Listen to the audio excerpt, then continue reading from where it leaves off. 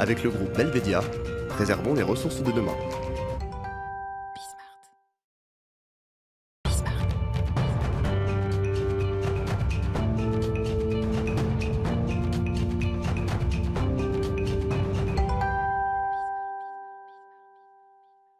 Fenêtre sur l'emploi, la réorientation, l'orientation des jeunes avec le numérique, parce qu'on en parle beaucoup, on en parle avec Benjamin Ducousseau.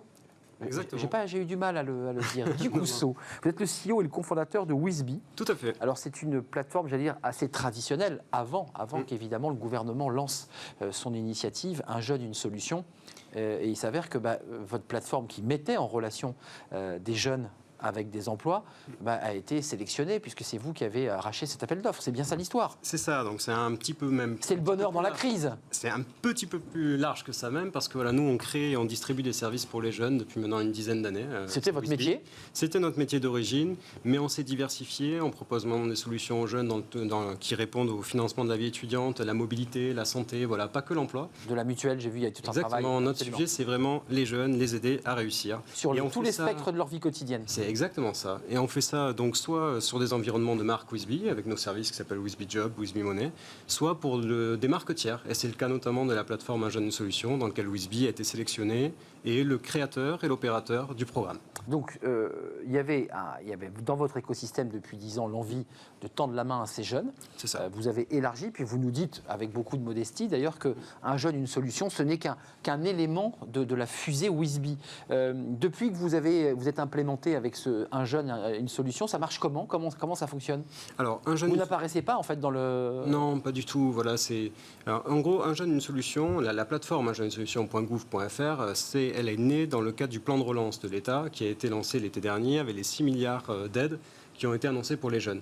Donc l'État cherchait vraiment un dispositif pour pouvoir venir proposer à chaque jeune les solutions qui étaient disponibles à proximité de chez eux. Et pour ça, ils ont fait un appel à projet et on a répondu en leur proposant quelque part notre expertise, qui était l'expertise du digital, et notre deuxième expertise, qui est la connaissance des jeunes.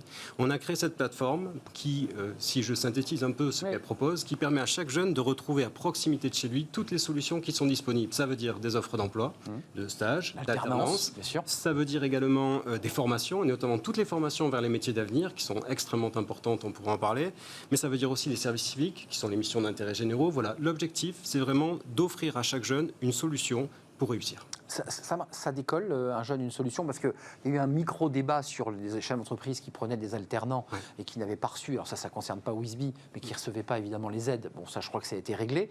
Mais sur le dispositif, est-ce que les jeunes se sont rués sur ce dispositif, ou les parents, pour dire, bon voilà, j'ai un site qui me propose, ça marche ? Bon, alors évidemment, je pense que ça marche très fort. Ça a débuté depuis le 19 novembre exactement. En 3 mois, c'est plus de 800 000 jeunes qui sont passés par la plateforme. On a 145 000 jeunes qui ont été redirigés vers un emploi, 85 000 jeunes qui ont été redirigés vers une formation, 40 000 jeunes qui ont été redirigés vers un service civique. Donc voilà, il y a beaucoup de choses à améliorer, mais les premiers pas sont déjà très intéressants. Ça marche. Et on veut continuer l'action et la mobilisation continue. Hier, on évoquait sur ce plateau la situation des étudiants. Alors, c'est un peu penser les étudiants un peu aux indépendants. C'est un peu un entre-deux, parce qu'ils ne sont pas lancés en formation d'alternance, ils sont un peu entre les deux et ils sont en galère. C'est aussi votre public, les étudiants. Ah, tout à fait. C'est votre cible. C'est même carrément notre public. Clairement, il faut se dire les choses. Je crois que c'est complexe aujourd'hui pour les jeunes, même s'il y a un petit regain de forme sur le terrain de l'emploi, mais ça reste quand même compliqué. Excusez-moi, quand vous dites les jeunes, vous parlez des étudiants, parce qu'il y a des jeunes alternants qui sont dans la boucherie, la cordonnerie ou la plomberie, qui globalement sont plutôt assez contents de faire le job et ils ont un job. Oui. Là, je parlais effectivement des étudiants. Donc les étudiants, on a vu, ils ont été globalement confrontés à 2 problèmes. Il y a un problème de l'accès à l'emploi, c'est quand même plus difficile. La crise, elle est exceptionnelle pour eux. Et puis il y a un deuxième problème qui est la précarité, qui les a extrêmement touchés. Et d'ailleurs, on voit que les frontières sont quand même assez poreuses entre les deux sujets. On l'a vu pendant le confinement, tous les étudiants qui ont perdu leur job étudiant, ce sont ceux qui se sont retrouvés à ne pas pouvoir manger, à ne pas pouvoir parfois se loger parce qu'ils n'avaient plus d'argent pour pouvoir vivre. Donc finalement, emploi et précarité, c'est des sujets extrêmement liés sur lesquels il faut des solutions transverses pour pouvoir les adresser. Là, vous avez donné des chiffres, évidemment, avec le nombre de visites, le nombre de personnes qui sont allées sur le site, de ceux qui ont été reventilés. Ça se répartit comment, ceux qui sont reventilés vers l'emploi ? C'est plutôt de l'alternance, c'est plutôt du CDD ? Comment se répartissent tous ces jeunes sur le marché de l'emploi dont vous venez de nous dire qu'il est évidemment un peu compliqué en ce moment? Alors, il y a deux choses. Je dirais il y a le marché de l'emploi et puis il y a la plateforme unjeunesolution.gouv.fr. Sur unjeunesolution.gouv.fr, il y a eu il y a plus d'offres de CDI et de CDD que des offres en alternance, en apprentissage, tout simplement parce qu'on les a rajoutées dans un deuxième temps sur la plateforme. Une bonne information. Hein. Allez sur Un jeune, une solution. Si vous n'êtes pas, il y a du CDD, il y a du CDI. Absolument. CDI, CDD, il y a aussi de l'alternance et de l'apprentissage. Et là, il y a les stages qui arrivent maintenant. Donc, oui, on y arrive là. Donc voilà, c'est peut-être pas révélateur du marché de l'emploi en général. En tout cas, ce qu'on voit, c'est qu'il y a clairement des filières qui sont porteuses aujourd'hui. Les fameux filières de métiers la santé, absolument. sociale, du numérique. Il y en a d'autres qui souffrent, un peu l'événementiel, la restauration. C'est le moins qu'on Et je puisse crois dire.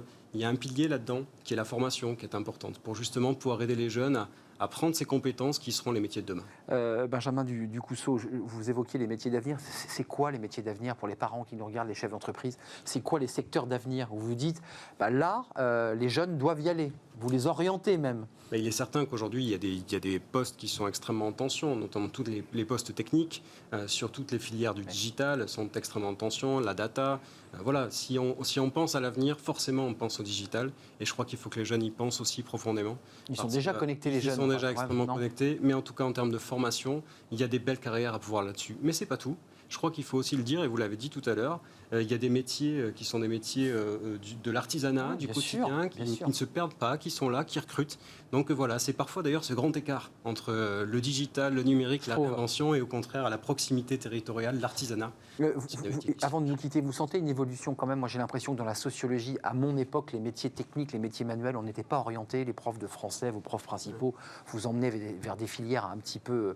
Aujourd'hui j'ai l'impression qu'on est en train de redonner un petit peu de lustre et de valeur à ces métiers techniques. Vous le ressentez sur le site Un jeune, une solution, et chez Wizbee d'ailleurs? Absolument. Enfin, je le vois même chez nous sur nos sites. On voit que toutes les filières qui sont techniques ont aujourd'hui la cote, si l'on peut dire.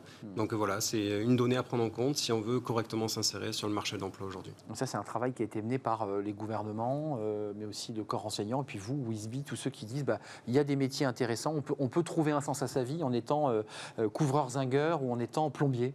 Ouais, voilà. C'est aussi une évolution, tout simplement, je pense, de la société, du monde du travail aujourd'hui. C'est ça, puis c'est des secteurs aussi qui embauchent, donc on va aussi là où ça embauche. Merci Benjamin Ducousseau, c'était un plaisir de vous accueillir.